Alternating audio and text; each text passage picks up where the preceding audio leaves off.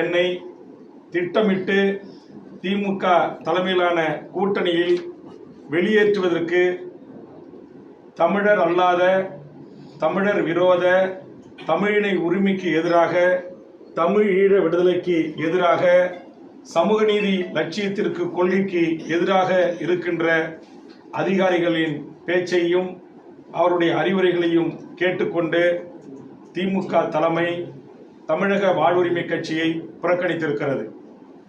சமூக நீதி இயக்கமான திமுக ஏன் தமிழ்நாட்டில் சாதிவாரி கணக்கெடுப்பை நடத்த மறுக்கிறது?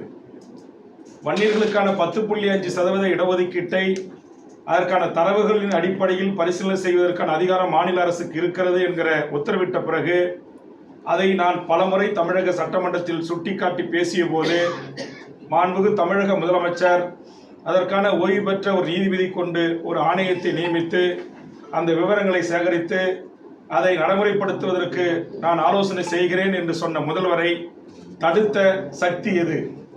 அந்த சமூக நீதிக்கு எதிரான சக்திகளை உடன் வைத்துக்கொண்டு எப்படி திமுக சமூக நீதி அரசாக தமிழ்நாட்டில் நடைபெற முடியும்?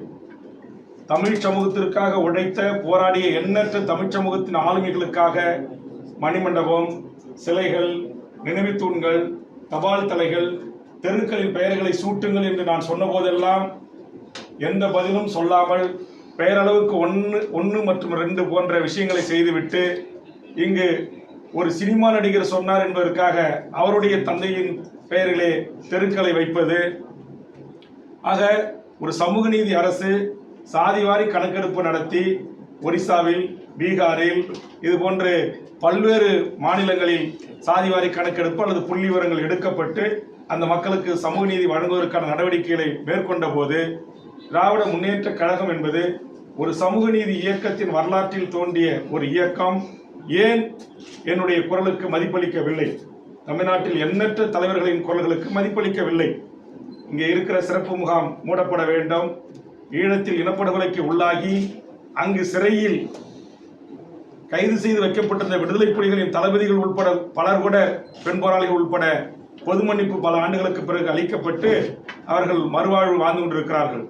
ஆனால் தமிழ்நாட்டில் இங்கு பாஸ்போர்ட் வாக்கில் கைது செய்யப்பட்டு நீதிமன்றத்தால் பிணை வழங்கப்பட்டு புழல் சிறையிலிருந்து அவர்கள் வெளியே வருகின்ற போது அங்கு வாசலிலே வைத்து அவர்களை கைது செய்து சிறையில் அடைக்கிறார்கள். திருச்சி சிறப்பு முகாமில் அடைத்து கொடுமைப்படுத்துகிறார்கள்.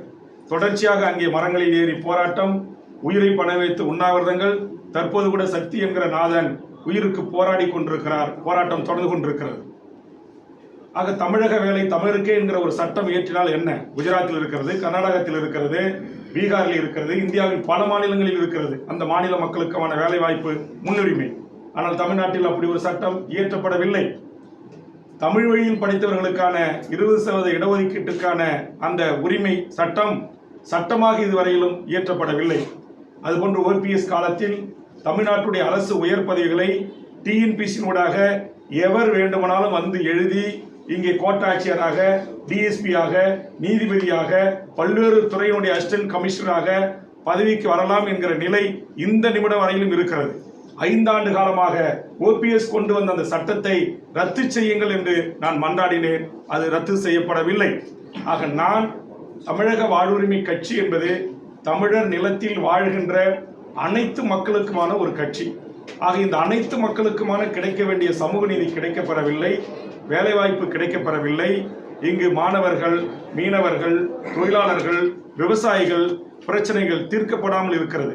ஆக இதையெல்லாம் நான் சுட்டிக்காட்டி முதலமைச்சருடைய கவனத்திற்கு எடுத்து சென்று அதை தீர்ப்பதற்கு முயற்சி எடுக்கின்ற போது அதற்கு முட்டுக்கட்டையாக இருக்கிற கார்ப்பரேட் பெரும் முதலாளிக்கு ஆதரவாக இருக்கின்ற சக்திகள் இன்றைக்கு முதலமைச்சரை சுயமாக சிந்தித்து முடிவெடுப்பதற்கு அனுமதிக்க மறுத்து இங்கு அதிகாரிகள் ஆட்சி கொட்டமடித்துக் கொண்டிருக்கிறார்கள் என்று நான் சொன்ன குற்றத்திற்காகவே இன்றைக்கு அரசியல் ரீதியாக கூட தேர்தல் களத்திலும் அவர்கள் இதிலே தலையிட்டு இன்றைக்கு குழப்பங்களை விளைவித்துக் கொண்டிருக்கிறார்கள். எனக்கு அதை பற்றி கவலை இல்லை. திமுக தலைமையிலான இந்த கூட்டணியில் இத்தனை ஆண்டு காலம் இருந்தேன். 5 ஆண்டு காலம் திமுகவின் சார்பாக உதயசூரிய சின்னத்தில் போட்டியிட்டு வெற்றி பெற்று நான் ஒட்டுமொத்த தமிழக மக்களுக்கான குரலாக எனது குரல் ஒலித்திருக்கிறது. அதற்கான வாய்ப்பை வழங்கிய தமிழ்நாடு முதலமைச்சர் அவர்களுக்கும், அதுபோன்று தோழமையுடனும் கூட்டணியுடனும் நட்பு சக்தியாக என்னோடு கைகோர்த்து தமிழர் வாழ்வுரிமை கூட்டமைப்பில் பல போராட்டங்களில் பங்கெடுத்து இந்த நிமிடம் வரையிலும் இந்த கூட்டணியில் தொடர வேண்டும் என்று என் மீது வைத்திருக்கிற மாறாத அன்பின் காரணமாக, பற்றின் காரணமாக உங்களை சந்திக்கின்ற இந்த துளி இந்த நிமிடம் வரையிலும் தொடர்பு கொண்டு எனக்கு ஆறுதல் சொல்லி எனக்கு பேசிய தலைவர்களான அண்ணன் திருமாவளவன், சிபிஎம்னுடைய தலைவர் வீரபாண்டியன், சிபிஎம்னுடைய தலைவர் பாலகிருஷ்ணன், சிபிஎம்னுடைய திரு சண்முகம், மறுமலர்ச்சி திமுகவினுடைய வைகோ, பேராசிரியர் ஜவஹர்லா, திரு ஈஸ்வரன் போன்ற அனைத்து தலைவர்களுக்கும் என் நெஞ்சார்ந்த நன்றியை நான் தெரிவித்துக் கொள்கிறேன். தமிழர் வாழ்வுரிமை கூட்டமைப்பில் உலக தமிழர்களின் வாழ்வுரிமைக்காகவும் ஈழ இன பிரச்சனைகளை குறித்தும் தமிழ் சமூகத்தின் வாழ்வுரிமைக்காகவும் என்னால் தலைமை ஒருங்கிணைப்பாளர் நடத்தப்படுகின்ற தமிழர் வாழ்வுரிமை கூட்டமைப்பில் தொடர்ந்து நாம் பயணிப்போம் என்று எனக்கு தெரிவித்திருக்கிறார்கள். ஆக அந்த வகையில் தமிழக வாழ்வுரிமை கட்சி, எங்கள் கட்சியினுடைய செயற்குழு, பொதுக்குழு, அரசியல் தலைமைக்குழு, தொகுதி தலைவர், செயலாளர், மாவட்ட தலைவர், செயலாளர், மாநில நிர்வாகிகள், நகர ஒன்றிய செயலாளர்களான பொதுக்குழு அனைவரும் சேர்ந்து எடுத்த முடிவுக்கிணங்க அவர்கள் அனைவரும் சேர்ந்து எனக்கு அளித்த அந்த அதிகாரத்தின் அடிப்படையில் இன்று முதல் தமிழக வாழ்வுரிமை கட்சி திமுக தலைமையிலான கூட்டணியிலிருந்து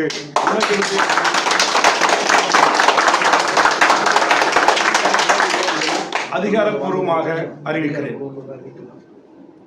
இதற்கு பிறகு தமிழக வாழ்வுரிமை கட்சி முக்கிய தலைவர்களோடு கலந்து ஆலோசனை செய்து, இப்போது கூட நீங்கள் பார்த்திருக்கலாம், அலுவலகத்தில் சுமார் 25க்கும் மேற்பட்ட பல்வேறு தமிழ் தேசிய அமைப்புகள், பெரியாரி இயக்கங்கள், ஒடுக்கப்பட்ட விளிம்பு நிலை மக்களுக்காக போராடுகின்ற அமைப்பினுடைய தலைவர்கள் என்னை சந்திக்க வருகின்றிருக்கிறார்கள். அதனால் அவர்களோடு கலந்து பேசி, இன்னும் தமிழ்நாட்டில் இருக்கிற பல்வேறு அரசியல் கட்சி தலைமைகளோடு கலந்து பேசி, நான் வைத்திருக்கிற பிரதான இந்த 10 கோரிக்கையை ஏற்றுக்கொள்கின்ற, இந்த 10 கோரிக்கைக்காக என்னோடு போராட்ட களத்திற்கு களமாட வருகின்ற அமைப்புகளை, அரசியல் கட்சிகளுடன் கலந்து பேசி, நாங்கள் இந்த 2026 தேர்தலை எதிர்கொள்வதை குறித்து பத்திரிகை ஊடக நண்பர்களை அழைத்து அதிகாரப்பூர்வமாக நான் அறிவிப்பு செய்ய இருக்கிறேன். எனதருமை பத்திரிகை ஊடக நண்பர்களுக்கு ஒரு அன்பான வேண்டுகோள்.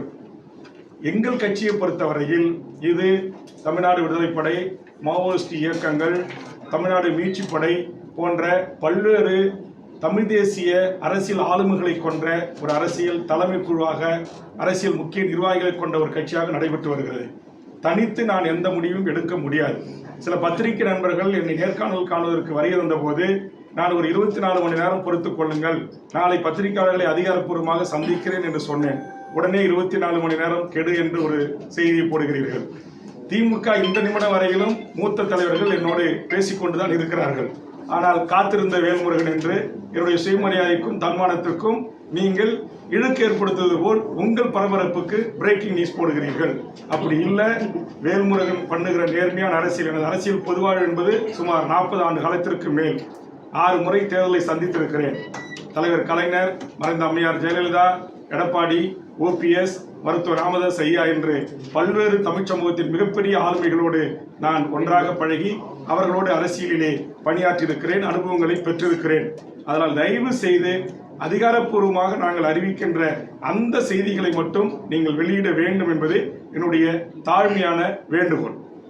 உடனே சொல்றீங்க அதிமுக 3 இடங்கள் தருகிறது, வேல்முருகன் அதிமுகவோடு போகிறார், விஜயுடன் பேச்சுவார்த்தை நடத்தி கொண்டிருக்கிறார். எங்கள் கட்சியை பொறுத்தவரையில் எந்த ஒரு முடிவாக இருந்தாலும் ஒரு முறைக்கு 2 முறை 3 முறை அனைத்து நிலை பொறுப்பாளர்கள் வரையிலும் அவர்களை அழைத்து கருத்து கேட்டு பேசி, அதற்கு பிறகுதான் ஒத்த கருத்து ஏற்பட்ட பிறகுதான் நாங்கள் இந்த முடிவை அறிவிப்போம். இது கூட கடந்த 15 நாட்களாக தமிழ்நாடு முழுவதும் பயணம் சென்று நகர செயலாளர், ஒன்றிய செயலாளர் அளவில், தொகுதி தலைவர் செயலாளர் அளவில், மாவட்ட தலைவர் செயலாளர் அளவில், மண்டல பொறுப்பாளர்கள் அளவில், ஒரு ஒருங்கிணைந்த மாவட்டத்திற்கான கட்சியினுடைய அரசியல் பொறுப்பாளர்கள், கட்சியினுடைய தலைமை பொறுப்பாளர்கள், மண்டல நிர்வாகிகளோடு, அதற்கு பிறகு மாநில அணி நிர்வாகிகளோடு கலந்து பேசி, அதற்கு பிறகு மாநில கட்சியினுடைய தலைமை குழு கூடி முடிவெடுத்து அவர்கள் சொன்ன இத்தனை படிநிலையிலிருந்து எனக்கு கொடுக்கப்பட்ட அதிகாரத்தின் அடிப்படையில் தான் இந்த அறிவிப்பை நான் வெளியிடுகிறேன்.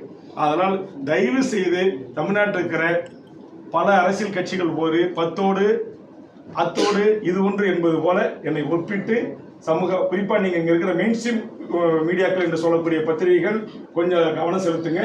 சில யூடியூபர்ஸ் அவங்களுக்கு என்ன தர்மம் நீதி அதெல்லாம் எதுவும் அவங்க கிட்டலாம் இருக்காது. ஒரு சில பேருக்கு அதெல்லாம் இருக்காது. அவங்கெல்லாம் யாராருக்காக இயங்குறாங்க, யாராருக்காக பேசுறாங்க என்பதையெல்லாம் நீங்கள் அறிவீர்கள். அதனால தயவு செய்து என்கிட்ட நீங்க வந்து இந்த மாதிரி நான் அதிகாரப்பூர்வமா அறிவிச்சு உங்களை அழைத்து சொல்லுகின்ற போது அந்த செய்தியை நீங்க கொண்டு போங்க. என்னுடைய இந்த 5 ஆண்டு கால சட்டமன்ற பணி என்பதும் கடந்த காலத்தில் 10 ஆண்டு காலம் சட்டமன்ற பணி என்பதும் இந்த மக்களுக்கானதாக தான் இருந்திருக்கு. அதனால நான் இந்த மக்கள் தான் எங்களுக்கு எஜமானர்கள். ஆக நான் சமரசமற்று திமுக தலைமையிலான கூட்டணியில் எந்த கொள்கை வழி நின்று எந்த ஒரு குறைந்தபட்ச செயல் திட்டத்தின் அடிப்படையில் நான் ஆதரவு அளித்து அவர்களோடு இருந்தேன். அப்ப அந்த குறைந்தபட்ச செயல் திட்டத்தில் 1-2 நிறைவேற்றிவிட்டு மீதும் பெரும்பான்மையான கோரிக்கைகள் நிறைவேற்றப்படாது இருக்கின்ற போது அதை நிறைவேற்றி தாருங்கள், எங்களுக்கு இடங்கள் கூட பெரிதில்லை என்று நான் சொல்கின்ற போது நீங்கள் ஒரு சிறிய கட்சி, நீங்கள் என்ன எங்கள் பெரிய கட்சியை பார்த்து டிமாண்ட் வைப்பது என்கிற பெரியண்ணன் பாணியில் திமுக எங்களை கையாள்வதை எங்களால் ஏற்றுக்கொள்ள முடியாது. மற்றபடி நாங்கள் மதச்சார்பற்ற அணியில் இருக்கிறோம். திமுக தலைமையில கூட்டணியில் இருந்தோம். இடதுசாரி சக்திகளோடு, விடுதலை சிறுத்தைகளோடு, ஒடுக்கப்பட்ட மக்களுக்கு போராடுகின்ற தலைவர்களோடு நாங்கள் கைகோர்த்து பயணித்தோம். ஆனால் அவர்கள் எல்லாம் கேட்கவில்லை. நீ யார் இதையெல்லாம் சொல்வது, நீ யார் எங்களுக்கு டிமாண்ட் வைப்பது என்கிற அந்த தோணியில் பேசுகின்ற அந்த பேச்சை ஒரு இந்திய ஒன்றியத்திடமிருந்து ஒரு காலத்தில் தனிநாடு கேட்ட போராளி இயக்கத்திலிருந்து உருவான வேல்முருகன் மற்ற தலைவர்களோடு என்னை ஒப்பிட்டு நீங்கள் தயவு செய்து இடப்படக்கூடாது என்பதுதான். உங்களுக்கே தெரியும், சட்டமன்றத்தில் கடந்த முறை நான் பேசினேன். தமிழீழ தேசிய தலைவரை நினைவு கூர்ந்து பேசினேன். தமிழ்நாடு விடுதலைப்படை தலைவர் தமிழரசனை நினைவு கூர்ந்து பேசினேன். புலவர் கலிபெருமாள் அவர்களை நினைவு கூர்ந்து பேசினேன். மாவீரன் வீரப்பனார் அவர்களுக்காக ஒரு நினைவில்லம் ஏற்படுத்தி தர வேண்டும் என்று கவன ஈர்ப்பு திறந்த முதலமைச்சரிடையே நான் வலியுறுத்தினேன். ஆக இது எல்லாம் எதை காட்டுகிறது என்று சொன்னால், எனக்கு பதவியோ பணமோ வேற எதுவுமே எனக்கு தேவையில்லை. நான் ஓட்டு அரசியல் இருந்த கூட விலகி, நான் என் கட்சி இல்லை, நான் தனிப்பட்ட வேல்முருகனாகிய நான் ஓட்டு அரசியல் இருந்து கூட விலகி, நான் இந்த மண்ணுக்கும் மக்களுக்கும் மொழிக்கும் இனத்திற்குமாக மண்டியிடாமல் மானத்தோடு போராடி மடிவதற்கு தயாராக அர்ப்பணித்துக் கொண்டு பொது வாழ்வுக்கு வந்தவன் வேல்முருகன். ஆனால் தயவு செய்து இளைய புதிய வருகையாக வந்திருக்கிற, நான் பார்த்து பரிசு வாங்கி பரிசு கொடுத்த என் பகுதியை சேர்ந்த பத்திரிகையாளர்கள் கூட சில பேர் இன்னைக்கு இருக்கிறாங்க. ஆக அவங்களாம் வந்து என்னுடைய கடந்த கால வாழ்வு, வரலாறு, என்னுடைய தியாகம், என்னுடைய அர்ப்பணிப்பு இதை குறித்து கிஞ்சித்தும் ஒரு சீர்தூக்கி பார்க்காமல் உடனே வேல்முருகன் இங்கிலாந்து அங்கே போயிடுவார், அங்கிலாந்து எங்கே போயிடுவார், உடனே சசிகலா தலைமையில் கூட்டத்தில் இடம் பெற்றுவார், இப்படிலாம் போட்டு எங்களுடைய இந்த போர்க்குணம் கொண்ட ஒரு போராட்ட கொண்ட ஒரு சமூக நீதி தளத்தில் சாதி மத சண்டைகள் இல்லாத ஒரு தமிழர் வாழ்வுரிமைக்கான, இந்த தமிழர் நிலத்தில் வாழ்கின்ற மொழிவழி சிறுபான்மையர்களின் வாழ்வுரிமைக்காகவும் உலகத் தமிழர்களின் வாழ்வுரிமைக்காகவும் போராடுகிற ஒருவனை தயவு செய்து நீங்கள் புரிந்து கொண்டு எங்கள் உணர்வுகளுக்கும் உணர்ச்சிகளுக்கும் மதிப்பளித்து செய்தி வெளியிட வேண்டுமே தவிர பரபரப்புக்கான செய்திகளை வெளியிட வேண்டாம் என்று உங்கள் அனைவரையும் இதன் மூலம் இருகரம் கூப்பி கேட்கிறேன். ஒட்டுமொத்த தமிழ்நாட்டு மக்களை நம்பி நாங்கள் இந்த முடிவை எடுத்திருக்கிறோம். எந்த ஒரு பெரிய ஒரு அரசியல் கட்சி எங்களை அழைக்கும், எங்களுக்கு கூடுதல் இடம் கொடுக்கும், கூட்டத்தில் எங்களை சேர்த்துக்கொள்ளும் அப்படின்லாம் எங்களோட நோக்கமே இல்லை. இந்த நாட்டை மதத்தின் பெயரால் பிளவுபடுத்துகிற, மதத்தின் பெயரால் மக்களை கூறு போடுகின்ற பாரதிய ஜனதா என்கிற அந்த என்டிஏ தலைமையிலான கூட்டணியில் தமிழக வாழ்வுரிமை கட்சி இடம்பெறாது என்பதை அதிகாரப்பூர்வமாக நான் அறிவிக்கிறேன். அதனால நீங்க உடனே சீட்டுக்காக வேல்முருகன் பிஜேபியோட கூட்டணிக்கு போயிடுவாரு, அங்க போயிடுவாரு, இங்க போயிடுவாரு, அதெல்லாம் கிடையவே கிடையாது.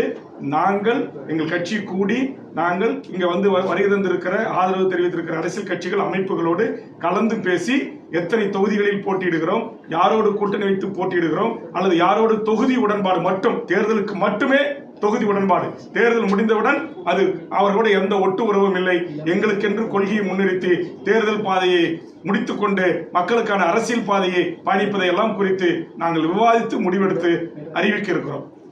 அதனால தயவு செய்து நாங்கள் சொல்ற அதிகாரப்பூர்வமா அறிவிக்கிற செய்தியை மட்டும் நீங்க வெளியிட்டு உதவணும். எங்களுக்கு தமிழ் சமூகத்தில் இருக்கிற அந்த நல்ல பெயரை தயவு செய்து ஒரு சில யூடியூபர்ஸ், ஒரு சில மீடியாக்கள் அந்த டேமேஜ் என்று சொல்லக்கூடிய அது ஒரு எங்கள் மீது ஒரு தப்பான பின்பம் மக்கள் மீது ஏற்படுவதற்கு வாய்ப்பளிக்க வேண்டாம். இது எங்களுடைய தாழ்மையான வேண்டுகோள். சார், இரண்டு கூட்டணிகளுமே வந்து பெரிய கூட்டணியில வெளியேறிட்டீங்க, இன்னொரு கூட்டணிக்கு போக மாட்டேன்னு சொல்லிட்டீங்க. அடுத்த கட்டமாக உங்களுடைய இந்த நகர்வு எங்க, ஏன்னா நாம் தமிழர் அந்த சைட்லயும் போக முடியாது, அடுத்த கட்டமா அப்ப தனித்து போட்டியிடுவதற்கோ அல்லது வேற அமைப்புகளை சேர்த்து போட்டியிடுவதற்கான வாய்ப்புகள் சொன்னா 25க்கும் மேற்பட்ட சின்ன சின்ன அரசியல் கட்சிகள், விளிம்புநில மக்களுக்காக போராடுகின்ற தமிழ் தேசிய அமைப்புகள் என்னை சந்திப்பதற்கு வருகிறது வந்து அறையில் காத்திருக்கிறார்கள். அவர்களோடு கலந்து பேசி நாங்கள் முடிவை அறிவிப்போம். திமுகவினுடைய பெரிய அண்ணன் பேச்சுவார்த்தைக்கு சுதந்திரம் இருக்கு அப்படின்னு அந்த தலைவர்கள் சொல்லியிருக்காங்க. ஆனா திமுக உங்களுக்கு சுதந்திரம் இல்ல. பேச்சுவார்த்தைக்கெல்லாம் சுதந்திரம் இருக்கு. அதெல்லாம் போன உடனே வந்து வரவேற்று உள்ள கூட்டு போய் பிஸ்கட்டு, காஃபி, வடை எல்லாம் கொடுப்பாங்க. மரியாதையோடு நடத்துவாங்க. போகும்போது கார் வரைக்கும் வந்து வழி அடிச்சு அனுப்புவாங்க. அதெல்லாம் அது சுயமரியாதை இயக்கம். நான் ஒரு சுயமரியாதை இயக்கத்திலிருந்து வளர்ந்து வந்தவன் தான். அதனால அதெல்லாம் எந்த பங்கமும் கிடையாது. அது எதுல சொல்றாங்கன்னா, இந்த 10 அம்ச கோரிக்கையை கொடுத்து இது ஒரு டிமாண்டாக இதை நிறைவேற்ற எனக்கு இடம் கூட தேவையில்லை என்று நான் சொன்ன போது, எந்த கட்சியும் சொல்லாத ஒரு புதிய ஒரு அஜெண்டாவை, புதிய ஒரு செயல் திட்டத்தை வேல்முருகன் கொடுப்பதில் அது அவர்களால் ஏற்றுக்கொள்ள முடியும் நினைக்கிறீங்க சார்? திமுகவுடைய பேச்சுவார்த்தை குழு அந்நிய மக்கள் அதிகமாக வசிக்கக்கூடிய அந்த மாவட்டத்தை சேர்ந்த அமைச்சர்களா யாரு உங்களை? இல்ல, அது வந்து திமுக பேச்சுவார்த்தை குழு கிட்ட நான் இந்த கோரிக்கைகளை கையளிச்சேன். அதை குறித்து இந்த நிமிடம் வரையிலும் அதுல எல்லாம் நாங்க ஒரு 10 கொடுத்தீங்க, நாங்க ஒரு 5 நிறைவேற்றி தரோம், நீங்க வாங்க அப்படின்னு எங்களுக்கு அதிகாரப்பூர்வமான எந்த அழைப்பும் வரல. அந்த டிமாண்ட் கொடுத்ததே அவர்கள் வந்து நீங்களாம் டிமாண்ட் கொடுக்கிற அளவுக்கு அப்படின்ற அந்த தோணி இருக்குல்ல, அதைத்தான் நான் பெரிய மனப்பான்மை. கம்யூனிஸ்டுகளும் அப்படி நடத்தப்படுறாங்க. 10.5% திமுக ஆட்சிக்கு வந்த டே 1 என்னுடைய சட்டமன்ற குறிப்புகளை படித்து பார்த்து தெரிந்து கொள்ளலாம் பத்திரிகை நண்பர்கள். அதை உடனடியாக நடைமுறைப்படுத்த வேண்டும் என்று தொடர்ந்து நான் வலியுறுத்திய பிறகுதான், நான் பாட்டாளி மக்கள் கட்சி சார்பாக திரு ஜி கே மணி போன்றவர்கள் வலியுறுத்திய பிறகுதான் அதற்கான ஒரு ஆணையம் அமைக்கப்பட்டது. ஆனால் அந்த ஆணையம் இதுவரைக்கும் கால நீட்டிப்பு தான் கொடுத்துட்டு இருக்காங்களே தவிர, உச்சநீதிமன்றம் சொன்ன இந்த டேட்டாஸ், இந்த தரவுகளை குறித்து எடுப்பதற்கு எல்லளவும் முனை அளவும் அவர்கள் முயற்சி எடுக்கவில்லை. திமுக தலைவர் கலைஞர் அவர்கள் 108 சாதிகளை சேர்த்து உங்களுக்கு 20% இடஒதுக்கீட்டை வழங்கி சமூக நீதியை காத்து தந்தார். மறைந்த அம்மையார் ஜெயலலிதா அவர்கள் 69% இடஒதுக்கீட்டு வழங்கக்கூடாது என்று வந்தபோது இங்கிருந்து டெல்லிக்கு சென்று அங்கேயே தங்கி நாடாளுமன்றத்தின் மக்களவையிலும் மாநிலவையிலும் அதை பாதுகாப்பதற்கான சட்டம் இயற்றி சமூக நீதி காத்த வீராங்கனை என்று இன்றைய திகாவினுடைய தலைவர் வீரமணி அவர்களால் அழைத்து பாராட்டப்பட்டு அந்த விருதும் வழங்கப்பட்டது, அந்த பட்டம் சூட்டப்பட்டது. ஆனால் அதே சமூக நீதி வழி வந்த திமுக தலைவர் வந்த பெரியார், அண்ணா, கலைஞர் வழி வந்த திமுகவினுடைய தலைவர் மாண்புமிகு அண்ணன் தளபதி ஸ்டாலின் அவர்கள் ஏன் இந்த சமூக நீதி வழங்குவதில் அவர் சுணக்கம் காட்டுகிறார்? ஏன் அந்த ஆணையத்தை கிடப்பில் போட்டார்? ஏன் இந்த 10.5% வன்னியர்களுக்கு தருவதற்கு முன்வரவில்லை? எடப்பாடி தலைமையிலான ஒரு அவசர கதியில் ஏற்றப்பட்ட ஒரு சட்டமாக அது இருக்கிறது. அதனால் தரவுகள் அடிப்படையில் ஏற்றி கொண்டு வாருங்கள், உச்சநீதிமன்றம் நாங்கள் அதை பரிசீலிக்கிறோம் என்று சொன்னபோது ஏன் அதை செய்ய முன்வரவில்லை? அப்ப ஏன் வரல நான் கேள்வி கேட்ட போதுதான் அவர் எழுந்து சொன்னார், நாங்க இதை நடைமுறைப்படுத்த பரிசீலிக்கிறோம். அதே மாதிரி அதுக்கு பிறகு தனிப்பட்ட முறையில் சந்திச்சு போய் சொன்ன போதும் அவையில அவர் வந்து என்ன சொன்னாரு, நாங்க வந்து இதற்கான நடவடிக்கை மேற்கொள்றோம் அப்படின்னாரு. ஆனா மேற்கொள்ளல. சரி, 10.5% கொடுத்தா அது ஒரு வன்னி இருக்கின்ற ஒரு சாதிக்கு மட்டும் கொடுத்ததால திமுகவுக்கு வாக்கு கிடைக்காது அப்படின்னு கருதினால் நான் சொன்னேன், மாண்புமிகு முதலமைச்சர் அவர்களே, அப்ப நீங்க சாதிவாரி கணக்கெடுப்பு நடத்துங்க. சாதிவாரி கணக்கெடுப்பு நடத்தி தமிழ்நாட்டில் இருக்கிற அனைத்து மக்களுக்கும் அவரவர்களின் எண்ணிக்கைக்கு ஏற்றவாறு கல்வி வேலைவாய்ப்பு உரிமையை வழங்குங்கன்னு சொன்னேன். அப்ப அதை வழங்க முன் வராதனுடைய அடிப்படை காரணம் என்ன? மத்திய அரசு தான் நீங்க வந்து மக்கள் விரோத அரசு, சமூக நீதிக்கு எதிரான அரசு, அது ஒரு பாசிச அரசு, அது சங்கி அரசு, அது ஜாதிவாரி கணக்கெடுப்பு நடத்தாது அப்படின்னு நீங்களே பல கட்டத்தில் சொல்லியிருக்கீங்க. திமுகவுடைய எல்லா தலைவர்களும் அப்படி பேசியிருக்கிறீங்க. அப்புறம் இப்போ வந்து நான் சட்டமன்றத்தில் அப்படி கேள்வி எடுக்க போது இந்த அதிகாரம் ஒன்றிய அரசுக்கு தான் இருக்கு, ஒன்றிய அரசு தான் ஜாதிவாரி கணக்கெடுப்பு நடத்தணும் அப்படின்னு சொல்வதிலிருந்து நீங்கள் தமிழ்நாட்டில் இங்க இருக்கிற விளிம்பு நிலை மக்களுக்கு, ஒடுக்கப்பட்ட, பிற்படுத்தப்பட்ட, தாழ்த்தப்பட்ட, வஞ்சிக்கப்பட்ட மக்களுக்கான அரசியல் அதிகாரத்தையும் வேலைவாய்ப்பு உரிமையும் நீங்கள் தருவதற்கு முன்வர தயங்குகிறீர்கள். அந்த தயக்கத்திற்கு காரணம் உங்களை இயக்குகின்ற உயர்சாதி RSS சித்தாந்தம் கொண்ட அதிகாரிகள் என்று நான் பகிரங்கமாக குற்றம் சாட்டுகிறேன். திமுகவுடைய தலைவராக இருக்கிற கலைஞருடைய, கருணாநிதி அவருடைய கலைஞருடைய மகன் திரு ஸ்டாலின் அவர்கள் சமூக நீதி வந்த திராவிட இயக்கத்தினுடைய தலைவர் தானே. நீங்க துணிஞ்சில முடிவெடுத்து நடைமுறைப்படுத்தணும். ஏன் அது எந்த சக்தி உங்களை தடுத்தது? அதுக்கு எனக்கு பதில் சொல்லுங்க. சமூக நீதி இல்லைன்னு சொல்றீங்களா சார்? சமூக நீதி பத்தி வெறும் பேச்சுக்கு தான் பேசுறாங்க. மத்தியில பாஜக என்ன செய்யுதோ அதை வந்து மாநிலத்துல திமுக செய்யுதுன்னு சொல்றீங்களா? இல்ல, அதாவது ஒட்டுமொத்தமா அது வந்து ஒரு மனிதகுல விரோத கட்சி பாரதிய ஜனதா கட்சி. அவர்களோட நான் இவர்களை ஒப்பிடல. ஆனா இவர்கள் சில அழுத்தத்திற்கு அடிபணிந்து இங்கு சாதிவாரி கணக்கெடுப்பை எடுக்க மறுக்கிறார்கள்.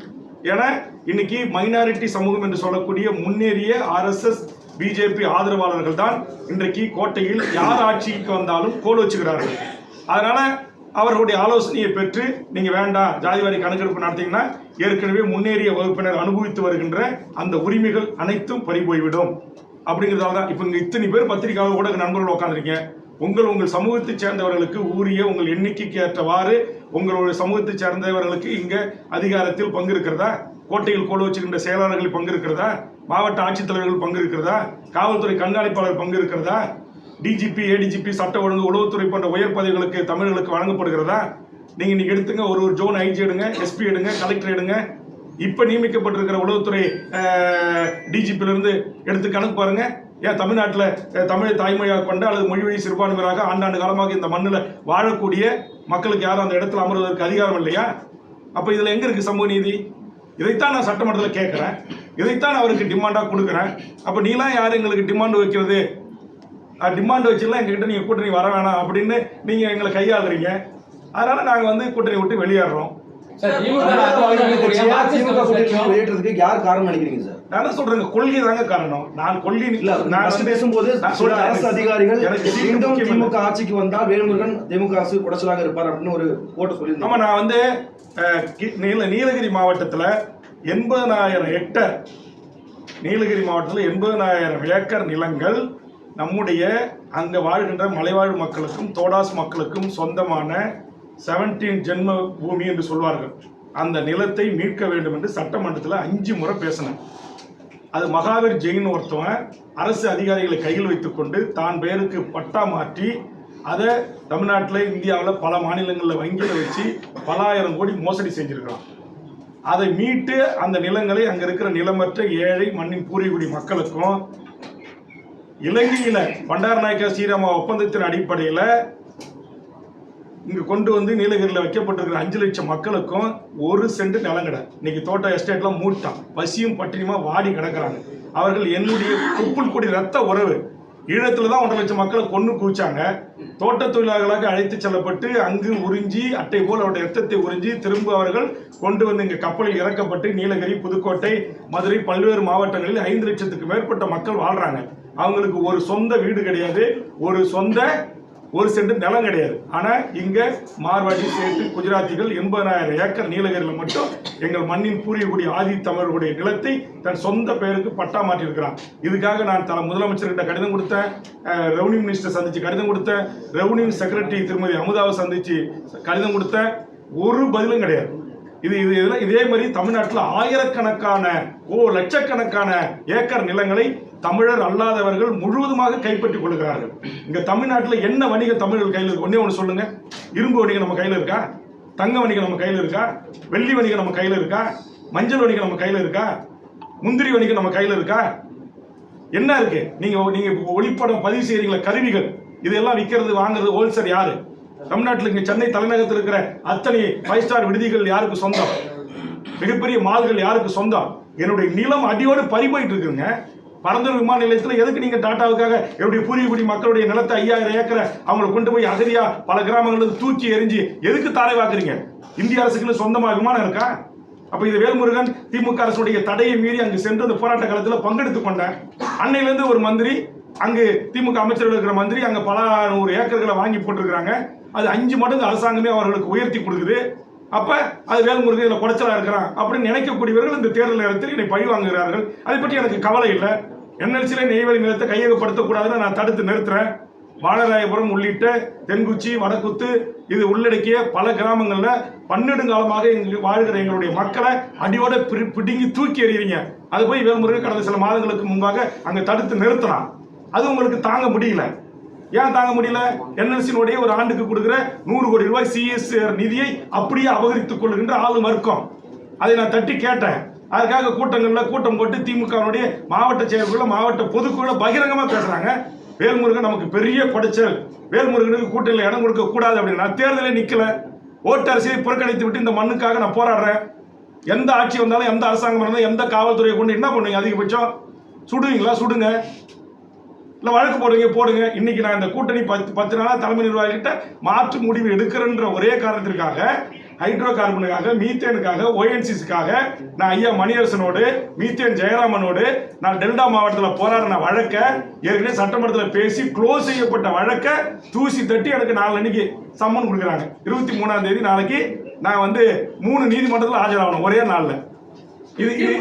இதை வச்சு உங்க திமுக பழி வாங்குதுன்னு நினைக்கிறீங்களா சார்? திமுக பழி வாங்குது. திமுக என்கிற ஒரு மாபெரும் அரசியல் இயக்கத்தில் லட்ச தொண்டர்கள் என் மீது அன்போ மாறாத பற்றும் நான் ஏற்றுக்கொண்ட லட்சியத்துக்கு ஆதரவாக இருக்கிறார்கள்.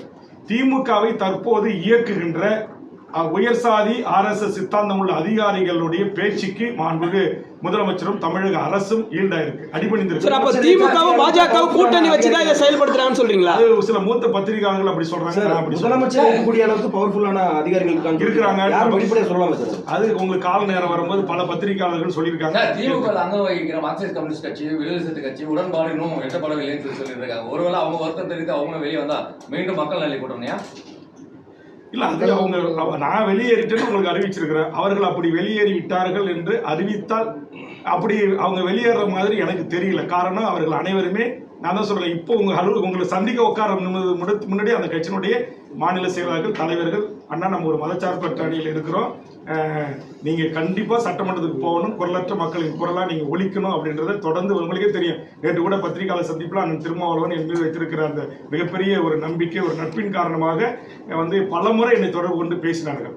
அதனால பல என் மீது மாறாத பற்றுள்ள பல திமுகவுடைய மாவட்ட செயலாளர்கள், அமைச்சர் பெருமக்கள் கூட இந்த நிமிடம் வரையிலும் கூட என்னை தொடர்பு கொண்டு கொஞ்சம் பொறுத்தருங்க அப்படிலாம் பேசுறாங்க. ஆனா எனக்கு என்ன சொன்னேன், சரி சீட்டு தான் உங்களுக்கு நெருக்கடி இருக்கு, காங்கிரஸுக்கு கூட்ட கொடுத்துட்டீங்க, தேமுதிகவுக்கு கூடுதலாக கொடுத்துட்டீங்க, கமல்ஹாசனுக்கு கொடுக்குறீங்க, சீட்டே வேண்டாங்க, இந்த 10 அம்ச கோரிக்கை நிறைவேற்றுங்கன்றாங்க. இது நீங்க ஜாதிவாரி கணக்கெடுப்பு நடத்தும், இன்னும் 5 வருஷம் ஆட்சி முடிஞ்சு போச்சு, 5 வருஷம் கரடியா நான் கத்தனை சட்டமன்றத்தில் செய்யலைங்க. மீண்டும் திமுக தான் ஆட்சிக்கு வரப்போகிறது, இது ஒரு வெற்றி கூட்டணி என்று நானே சொல்லியிருக்கிறேன்ல. அப்படி இருந்த இல்லை நேற்று வரைக்கும், இந்த நிமிடம் வரைக்கும் அதான் உங்ககிட்ட சொன்னேன். அப்ப மீண்டும் திமுக ஆட்சிக்கு வந்த போது வேல்முருகன் கொடுத்து இந்த கோரிக்கைகளை திமுக அரசு பரிசீலிக்கும் அப்படின்னு என்னை அழைத்து முதலமைச்சர் சொல்றதுல என்ன உங்களுக்கு? அப்ப யார் தடுக்கிறா? எது உங்களை தடுக்கிறது? இந்த கேள்விக்கு என்ன பதில் இருக்கு? அப்பதான் நான் சொல்றேன், இங்க சமூக நீதிக்கு எதிரான, இங்க பாரதிய ஜனதாவில் இறக்கி விடப்பட்ட, இங்க RSS சித்தாந்தத்தை ஏற்றுக்கொண்ட முன்னேறிய சமூக நீதிக்கு எதிரான ஒரு கூட்டம் முதலமைச்சரை சுத்தி இருந்து கொண்டு முதலமைச்சரை இயக்குகிறது. அதனாலதான் முதலமைச்சருடைய கைகள் கட்டப்பட்டிருக்கிறது. நான் கேட்கறேங்க, தமிழர் வாழ்வுரிமை கூட்டமைப்புல 150 அமைப்புகள் இருக்கு. ஐயா நெடுமாறன், குளத்திருமணி, கோவை ராமகிருஷ்ணன், மணியரசன், எல்லா தலைவர்களும், தியாகு தோழர். நாங்களாம் என்ன சமூக விரோதிகளா? நாங்களாம் தீவிரவாதிகளா? நாங்க வந்து உங்களை சந்திச்சு பேசணும்னு சொல்றோம். தமிழ்நாட்டுடைய முக்கிய வாழ்வுரிமை பிரச்சனை குறித்து, ஈழத்தமிழர் பிரச்சனை குறித்து முதலமைச்சர்கிட்ட போய் நான் கடிதம் கொடுத்தேன், சந்திக்க நேரம் கொடுங்கன்னு. ஏன் எனக்கு சந்திக்க நேரம் கொடுக்கல? சரி கொடுக்கல. முத்துலட்சுமி அக்கா அவருடைய கணவர் இறந்துட்டாலும் உங்களுடைய சொந்த பட்டா இடத்துல வீரப்பனாருக்கு ஒரு நினைவு மண்டபம் கட்டி கொடுக்கறது அனுமதி கொடுக்கணும், முதலமைச்சரை சந்திக்கணும்ன்றாங்க. பல முறை கேட்டுட்டேன், சந்திப்பு கிடையாது. சரி, இதுக்கு 2வது சந்திப்பு 10.5% நிறைவேற்றுவது குறித்து ராமதாஸ் அன்புமணியை தவிர்த்து ஏனைய வன்னியர் சமூகத்துடைய பல்வேறு சின்ன சின்ன அமைப்புகள் தலைவர்கள் இருக்கிறாங்க. அவங்க எல்லாரும் என்னை வந்து சந்திச்சு எங்களை முதலமைச்சர்கிட்ட கூட்டு போங்க, நாங்க முதலமைச்சரை சந்திக்கணும்னாங்க. இந்த 5 ஆண்டு காலத்துல பல முறை முதலமைச்சர்கிட்ட அவர்களை சந்திப்ப நேரம் கேட்டேன், தரல. சரி, தமிழர் வாழ்வுரிமை கூட்டமைப்புன்னு என் தலைமையில் ஒன்று இயங்குது, உங்களுக்கு எல்லாருக்கும் தெரியும். கடந்த 10 ஆண்டு காலம் கோபேக் மோடின்னு சொல்வதிலிருந்து தமிழ் சமூகத்தின் வாழ்வுரிமைக்காக மிகப்பெரிய போராட்டம், 1 லட்சம் பேர்